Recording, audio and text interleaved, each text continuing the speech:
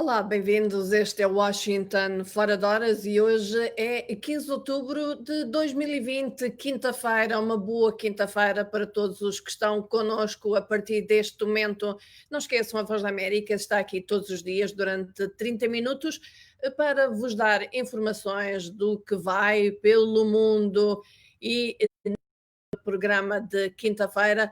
Vamos ter aqui notícias de Angola, vamos ter aqui notícias de Moçambique, teremos notícias do mundo e neste 15 de outubro de 2020, dizemos para já, é o Dia Internacional da Mulher Rural e este ano o tema das Nações Unidas para este dia é construir a resiliência das mulheres rurais após o Covid-19. Também de dizer aqui à partida que o nosso Angola Fala Só desta semana vai falar de saúde. Vamos falar aqui do estado da saúde em Angola e o nosso convidado desta semana é o Dr. Benedito Quinta e ele é um médico cardiologista no Hospital Geral de Benguela. Portanto, o estado da saúde em Angola ainda nos pode enviar perguntas pelo WhatsApp da Voz da América, mais 1-908-652-4584. E começando com Angola, tema do dia hoje é o Estado da Nação. O presidente João Lourenço admitiu hoje que o Estado angolano terá sido lesado em valores superiores aos já anunciados 24 mil milhões de dólares e admitiu mesmo que devem surgir números bem maiores à medida que se forem aprofundando as investigações judiciais. Na segunda-feira, antevendo o discurso de hoje, o presidente da UNITA, Adalberto Costa Júnior, dissera que os números eram bem maiores e desafiou mesmo João Lourenço a revelá-los. Costa Júnior avançou números astronómicos na venda de petróleo e perguntou para onde foram esses fundos, esse dinheiro.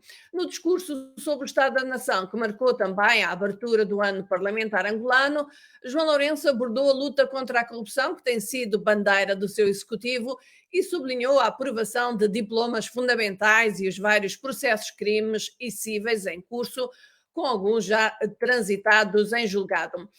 Em relação à entrevista que deu ao jornal Wall Street, em que afirmou que 24 mil milhões de dólares foram desviados, João Lourenço disse, e citamos, dizemos pelo menos porque, à medida que se vão aprofundando as investigações de alguns processos e seus protagonistas, vamos descobrindo coisas novas, sendo muito provável que mais tarde se venham a anunciar números bem maiores do que este, que por si só já ultrapassam a dívida de Angola, com o seu principal credor, sublinhou ele ao falar na Assembleia Nacional. O chefe do Executivo angolano estimou que foram já recuperados cerca de 4,9 mil milhões de dólares entre imóveis, dinheiros e outros bens. Destacou também que o Tribunal de Contas reforçou as ações de fiscalização sobre as contas públicas, o que tem, disse ele, permitido moralizar a execução financeira do Estado, diminuindo as margens para a prática de corrupção, mudando a percepção dentro e fora do país sobre este nefasto fenómeno. Sobre as eleições autárquicas, disse que seria uma responsabilidade realizá-las em 2020, em plena pandemia. Este é um assunto de uma reportagem que vamos ter na nossa emissão de rádio a partir das 18 horas, horas de Angola. Relativamente aos generais angolanos Leopoldino, Fragoso, Nascimento, Dino e Helder Vieira Dias Copelica, eles entregaram ao Estado bens e participações que tinham em empresas adquiridas com dinheiros públicos. Em nota divulgada depois de ambos os generais terem sido ouvidos ontem e hoje, a Direção Nacional de Investigação da Ação Penal, DNIAP, e a Procuradoria-Geral da República de Angola revelaram que, na qualidade de representantes das empresas China International Fund Angola e Cochin CA, os generais entregaram as ações que detinham na empresa Biocon Companhia de Bioenergia de Angola Limitada, na rede de supermercados Quero e na empresa Damer Gráficas, Sociedade Industrial de Artes Gráficas. Entre outros bens devolvidos, estão ainda fábricas de cimento, de cerveja e de montagem de automóveis, bem como equipamentos, máquinas e móveis afetos e os bens apreendidos pelo Serviço Nacional de Recuperação de Ativos em fevereiro passado. Da lista dos bens devolvidos segundo a Procuradoria, constam também a centralidade do Quilamba, com um total de 251 edifícios e 837 vivendas, os edifícios CIF Luanda 1 e CIF Luanda 2. Gostaríamos de saber o que é que os nossos amigos pensam destes desenvolvimentos relativamente a estes dois generais homem fortes na antiga administração, no antigo executivo do presidente José Eduardo Santos. Entretanto, uma nota assinada pelo diretor do Gabinete de Comunicação e Imprensa da Procuradoria, Álvaro João, esclarece que todos os bens passam a integrar de forma definitiva a esfera patrimonial do Estado e essa a transferência não obsta ao prosseguimento do processo de crime em curso contra aqueles dois generais.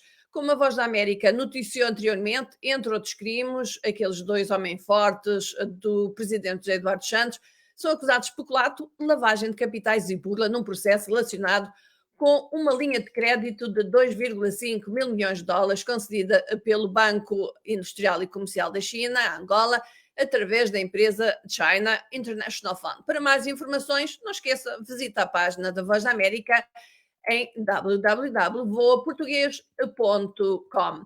E vamos agora para Moçambique Desenvolvimento. O Tribunal decretou a dissolução das empresas na base das dívidas ocultas.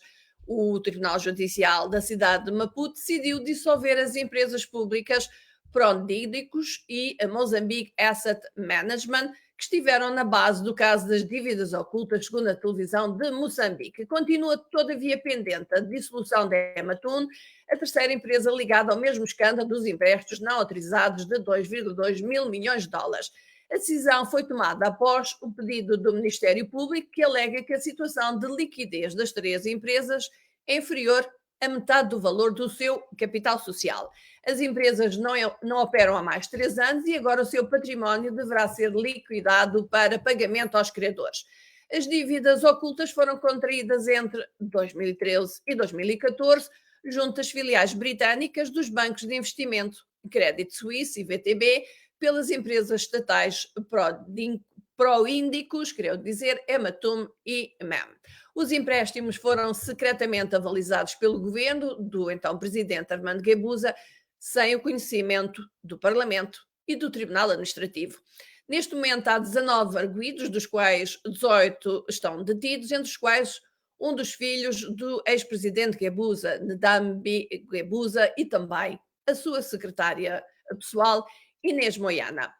Num outro desenvolvimento, relativamente a Moçambique, a polícia anunciou a morte a tiro da Amiti Simaji, de 40 anos, um empresário. Ele morreu às mãos de homens armados na Baixa de Maputo. O empresário fechava na altura a sua loja, foi interceptado por dois indivíduos, acabaria por falecer já no hospital.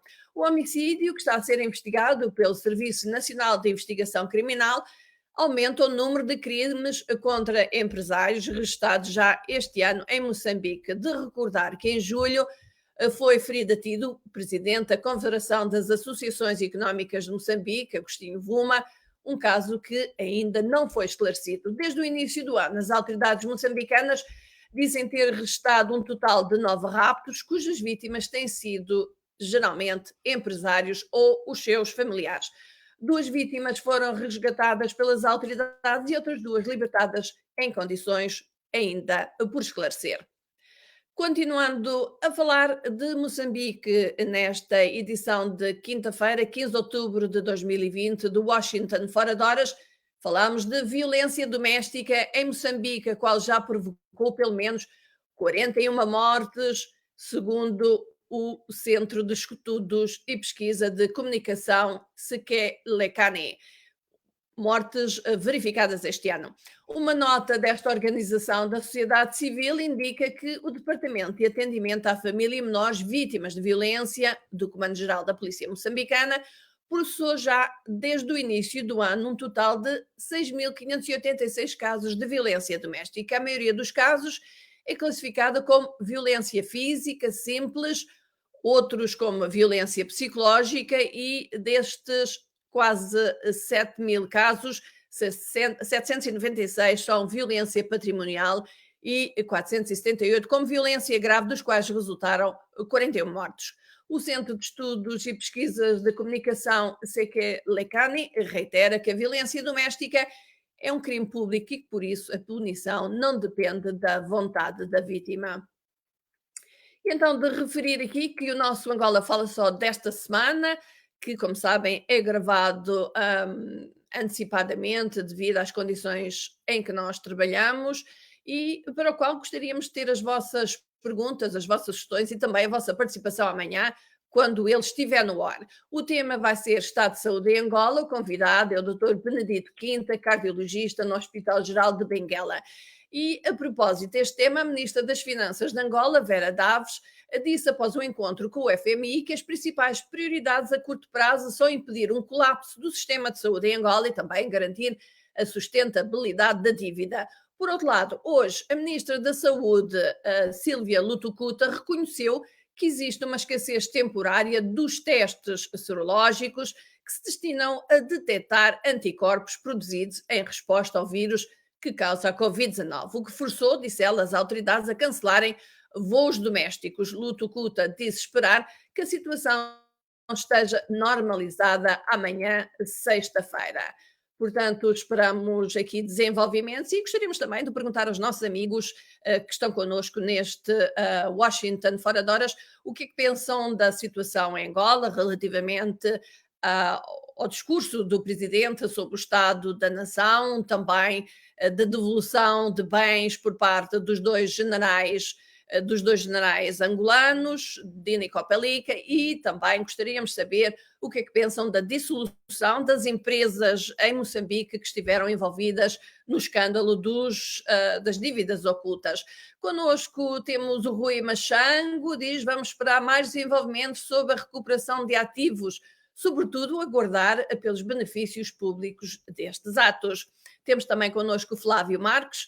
O João Pedro Macandumba está em Talatona, Luanda, diz boa tarde, boa tarde para todos, bom dia para aqueles que ainda é bom dia, boa noite para as regiões onde é também já noite. Temos também o Carlos Namá, ele diz boa tarde, estou a ouvir em perfeitas condições a partir da Guiné-Bissau. Já agora, o que é que se passa na Guiné-Bissau? Não tem havido muitas notícias na Guiné-Bissau que nos têm chegado. Gostaríamos assim de saber o que se passa hoje na Guiné-Bissau. Temos o Faruque Simango. Olá, Faruque, ótima informação. Parabéns, Ana Guedes. Faruque Simango, que trabalhou connosco num projeto que já lá vai uns anos que terminou, que se chamava sobre saúde em Moçambique. Temos o Sen Salemane, está em Nampula, na Cala Porto. Temos também Fernando Dalla, está em Luanda, Angola, e o Mubarak Xavier diz boa tarde, vou ligado a partir de Moçambique, em Inhambana, no distrito de Inhassoro. E vamos então aqui continuar com notícias. Vamos aqui agora para os Estados Unidos, onde a notícia, para além dos encontros virtuais com as comunidades que vão ter hoje lugar por parte do presidente Donald Trump e do seu opositor democrata, Joe Biden, serão dois encontros virtuais em separado com comunidades e vão decorrer à mesma hora. Notícia ainda é os membros do Comitê Judicial do Senado americano que vão hoje ouvir testemunhas que apoiam ou se opõem à nomeação da juíza Amy Coney Barrett para o Supremo Tribunal, isto num dia em que o painel vai concluir as suas audiências de confirmação. Uma votação em todo o Senado pode ocorrer até ao final do mês. Quarta-feira marcou o terceiro dia de audiências, com os democratas novamente a pressionarem a juíza sobre um caso importante que, se revogado, poderá impactar a saúde de milhões de americanos. Barrett reiterou que não é hostil ao Obamacare, ou seja, o Affordable Care Act, a lei de saúde do governo Obama, que será caso a discutir pelo Supremo a 10 de novembro.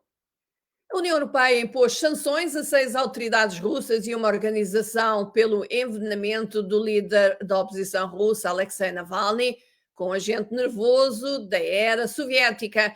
A decisão foi tomada esta quinta-feira e surge um dia depois do ministro das Relações Exteriores da Rússia ter advertido que Moscovo poderá responder com medidas semelhantes.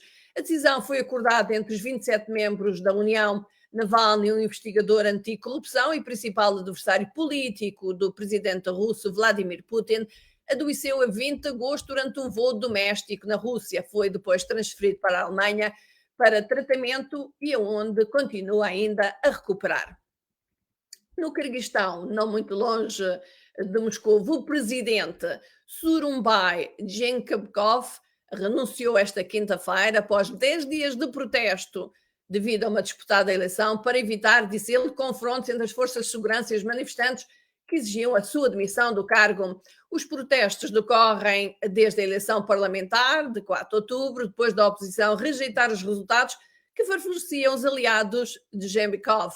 Na sequência dos protestos, os resultados acabariam por ser anulados. O Quirguistão é uma pequena ex-república soviética da Ásia Central, que faz fronteira com a China e vive turbulências políticas há anos. Jembekov é agora o terceiro presidente a ser derrubado em levantamento popular desde 2005. Na Tailândia, um bocadinho mais para o lado, vive-se agora o estado de emergência. O primeiro-ministro Prayut Chan-o-cha declarou o estado de emergência em resposta a protestos massivos, exigindo a sua renúncia e reformas da monarquia constitucional do país. Pouco depois da declaração de emergência, a polícia dispersava a multidão e prendia mais de 20 pessoas que se recusavam a abandonar o protesto, incluindo os líderes desse protesto. Prayut é um ex-general que tomou o poder num golpe em 2014 que derrubou então o governo civil eleito. Ganhou a eleição para o cargo no ano seguinte, mas os manifestantes dizem que a votação foi fraudulenta porque as leis foram elaboradas pelos próprios militares. Além das mudanças na Constituição, que foi elaborada pelos militares, os manifestantes também querem reduzir a influência da monarquia tailandesa, que mantém um estatuto de divindade entre a elite tailandesa e é protegida por restritas leis de lesa-majestade que impõem sentenças de prisão para qualquer pessoa condenada por insultar a monarquia. Vamos agora para a África de novo. O ex-presidente sul-africano Motlanthe advertiu hoje que, perante o agravamento da situação económica e de violência racial, a África do Sul pode resvalar para uma situação de guerra civil. Motlanthe referia-se aos mais recentes episódios de violência racial no país, após o brutal assassinato de um jovem agricultor branco, presumivelmente, quero dizer, por dois negros no Estado Livre, a mais de 200 quilómetros a sudoeste de Joanesburgo. Na segunda-feira, o presidente sul-africano Cyril Ramaphosa apelar à calma após os episódios de violência racial, afirmando que as tensões são uma triste memória de que a África do Sul ainda está a recuperar do regime de apartheid. Na quarta-feira, líderes religiosos da comunidade rural, onde se registrou o assassinato, reuniram-se para orar pela paz. E se temos aqui algum dos nossos amigos que vive na África do Sul, pode nos dizer como está a situação, a tensão na África do Sul, tensão descrita pelo terceiro presidente da África do Sul livre, Motlanthe, como um possível resvalar para uma guerra civil. Na Nigéria, o governo diz que está pronto para ajudar a manter a lei e a ordem, isto enquanto os manifestantes voltam às ruas para protestar brutalidade policial, isto apesar das promessas que foram feitas de reforma. A ira contra os abusos cometidos pelo notório Esquadrão Antirroubo Especial da Polícia, que foi dissolvido, explodiu em manifestações generalizadas no princípio deste mês, o que levou o governo, ou forçou o governo, a desmantelar a unidade. Os protestos foram em grande parte pacíficos, mas segundo a Amnistia Internacional, pelo menos 10 pessoas morreram e centenas ficaram feridos devido à forma dura como a polícia tem respondido a estas manifestações. Os protestos, como disseram, forçaram o governo a fazer raras concessões e também a prometer uma série de medidas para tentar apaziguar a ira popular. Vamos agora até ao Brasil, um caso interessante. O vice-líder do governo foi encontrado com dinheiro, imaginem, nas cuecas, na sua roupa interior. Uma semana depois do presidente Jair Bolsonaro ter dito que acabou com o Lava Jato porque não há corrupção no governo, a Polícia Federal acusou o senador Chico Rodrigues, vice-líder do governo no Senado, de um esquema criminoso de desvio de recursos públicos destinados ao combate à pandemia do coronavírus em Roraima. Os valores desviados no esquema ascendem a cerca de 4 milhões de dólares. Durante as buscas na casa de Rodrigues, os agentes encontraram dinheiro e o senador tentou então esconder os valores dentro das cuecas que envergava na altura. Rodrigues foi indicado pessoalmente por Jair Bolsonaro para ser vice-líder do governo no Senado. Vamos agora falar de questões de Covid, uma vez que mencionámos este caso no Brasil que envolve desvio de dinheiros destinados ao combate à pandemia.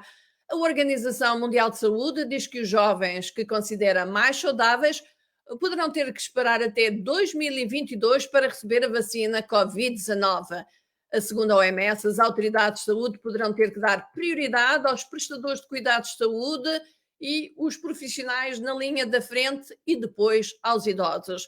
A OMS espera que haja pelo menos uma vacina segura e eficaz contra o novo coronavírus até 2021, não estamos muito longe, mas disse que só estaria disponível em quantidades limitadas. Mais de 170 potenciais vacinas Covid-19 estão em vários estágios de teste em todo o mundo, incluindo 10 que entraram em testes em seres humanos, isto em estágio avançado. A corrida para desenvolver uma vacina contra o coronavírus surge por entre um aumento de novas infecções em toda a Europa, gerando temores de que o continente esteja à beira de uma segunda onda de surto com a aproximação do inverno. Em África, por seu lado, diz que enfrenta um momento crucial na luta contra o coronavírus, com aumento de casos e mortes após bloqueios e restrições de viagem, e segundo o diretor-geral da Organização Mundial de Saúde, na quinta-feira. No mês passado, houve um aumento médio de 7% nos casos semanais de Covid-19 em todo o continente e também um aumento médio de 8% no número de mortes semanais, e segundo o CDC África.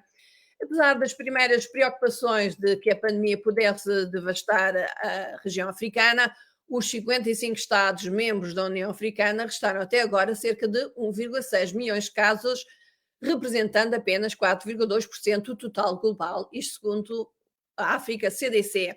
A África do Sul responde por quase metade dos casos no continente. Os países do Norte da África, Marrocos, Tunísia e Líbia também relataram aumentos consideráveis nas últimas semanas.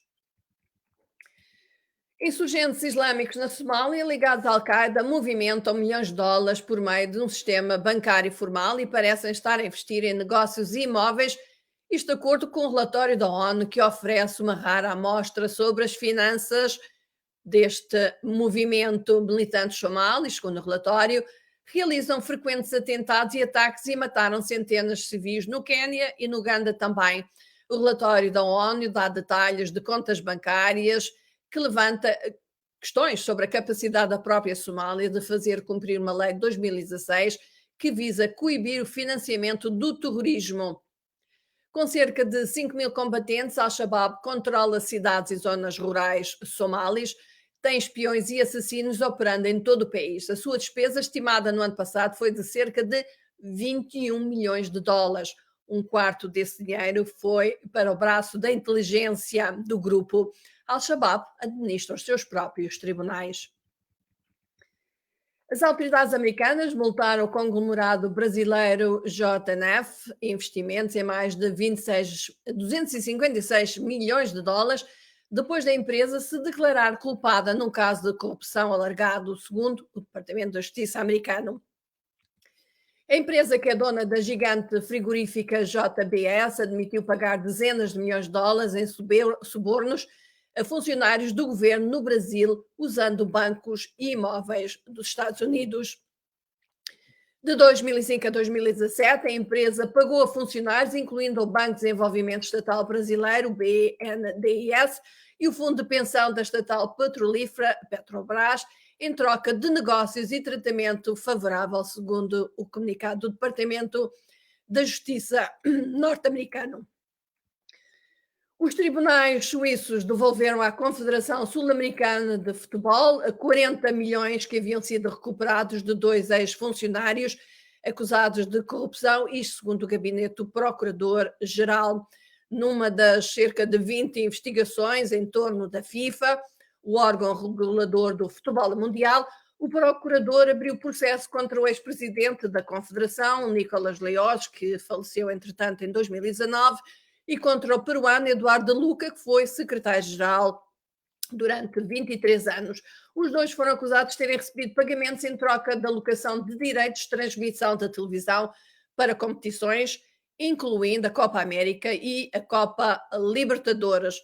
Os fundos foram devolvidos à Confederação, que passou por uma auditoria forense após uma série de escândalos de corrupção, como estão lembrados, que afetaram o futebol mundial e alguns dos principais funcionários da Federação Regional e da própria FIFA em si.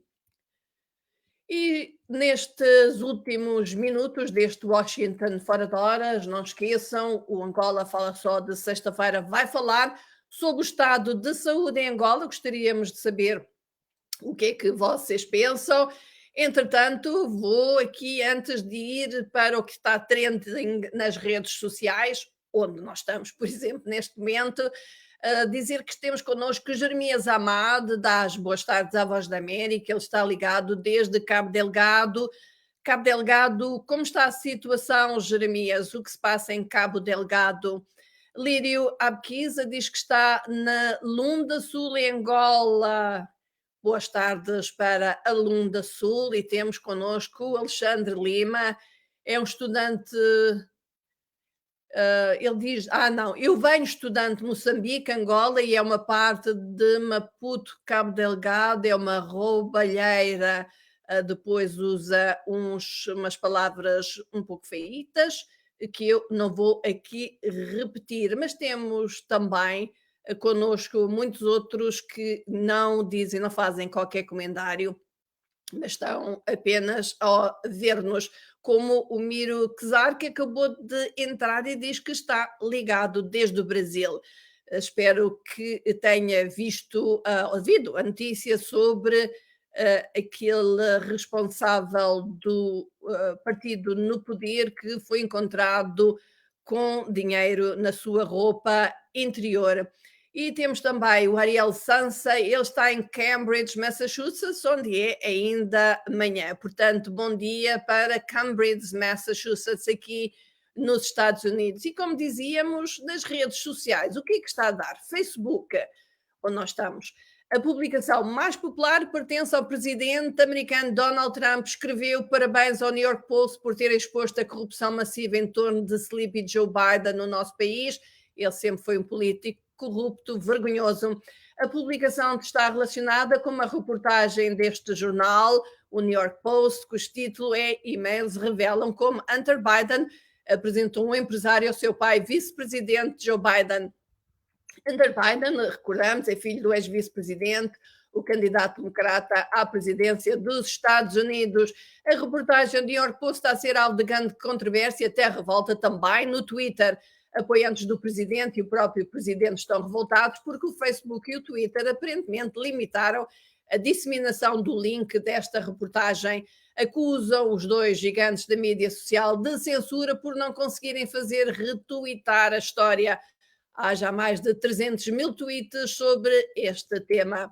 No Instagram, a publicação trending é do jogador de basquetebol, LeBron James, que fez uma dedicatória a outra lenda, esta dos Lakers, Kobe Bryant, usando o hashtag Mamba Mentality. James escreveu que espera que o seu irmão Bryant esteja orgulhoso e tem, diz ele, saudades dele. Kobe Bryant, recordamos, morreu em janeiro deste ano num acidente de helicóptero. Os Lakers foram campeões da Liga Nacional de Basquetebol Americana este ano e a conquista do título foi um momento dedicado a Kobe Bryant. No YouTube, o vídeo trending pertence a Rod Wave. A sua música Shooting Stars está disponível na plataforma há 3 dias e atingiu hoje mais de 2 milhões de visualizações. Rod Wave é um rapper de 21 anos de São Petersburgo, no estado da Flórida. No que toca a filmes, o trailer mais visto continua a ser Lakshmi Bomba. Este trailer já teve mais de 16 milhões de visualizações. No website da Voz da América, www.voaportugues.com, os artigos que estão a chamar a atenção dos nossos internautas é o discurso sobre o Estado da Nação em Angola, guardado entre esperança e desilusão. O IGE quer saber causa da morte do governador Sérgio Roscova, embora a família de Sérgio Luta Rascova já tenha vindo a público pedir que as pessoas não especulem e tenham respeito pela dor da família. O povo continua a questionar o que vitimou o governador do IGE. Rascova morreu a 9 de outubro, vítima de Covid. Também de referir que no nosso site poderão ver já o o discurso feito pelo presidente João Lourenço no Parlamento angolano, em que fala de vários temas, entre eles os dinheiros públicos que foram desviados e também a questão das autarquias, entre outros, referindo-se também, claro, à questão do Covid-19. Portanto, isto pode ver no nosso site na internet, voaportuguês.com. Por último, não esqueçam, sexta-feira é Angola Fala Só e esta semana vamos falar do estado da saúde em Angola. O nosso convidado é o Dr. Benedito Quinta, ele é um cardiologista no Hospital Geral de Benguela. E pronto, amigos ouvintes, assim se vai despedir de todos vós a Ana Guedes, de dizer, antes de me despedir, que temos sim connosco o José Ventura, ele diz que está em direto desde Forte da Casa, com saudações amigáveis para todos os nossos irmãos moçambicanos. E o Miro Quezar respondeu a uma pergunta que eu fiz, ou um comentário que eu fiz, a dizer que sim, que tinha ouvido a notícia sobre aquele governante brasileiro que durante uma busca à sua casa foi encontrado a esconder dinheiro que supostamente teria desviado dos fundos para combater o Covid-19. Isto aconteceu em Roraima. E pronto, amigos ouvintes, assim se vai despedir Ana Guedes. Espero voltar para a semana com mais notícias. Amanhã vão ter convosco o João Santa Rita para mais notícias de todo o mundo, com foco em África, África lusófona. Até lá, espero que fiquem bem e, como sempre, despeço-me com um abraço para todos. Bye bye.